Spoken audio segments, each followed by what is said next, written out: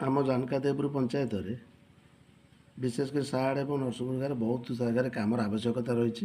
ସେ କାମ ଭିତରୁ ମୁଁ 3ଟି କାମ ପ୍ରାୟ ଅପଲୋଡ଼ ସଜେଷ୍ଟ କରିଛି।